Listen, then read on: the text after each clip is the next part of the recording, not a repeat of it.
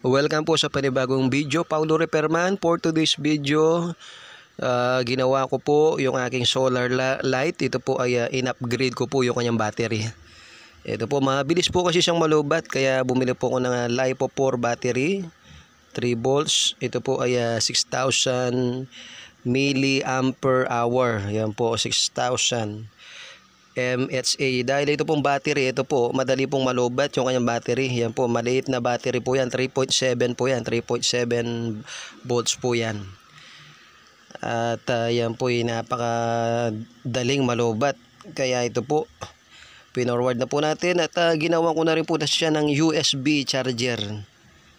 Yan po, ito po, kasi po sasaksak ko sa USB po itong aking solar light. Ito po, saksak ko po dito. Meron po kasing USB po yung aking solar light o solar panel. Yan po, nagcha-charge po siya. Okay na po.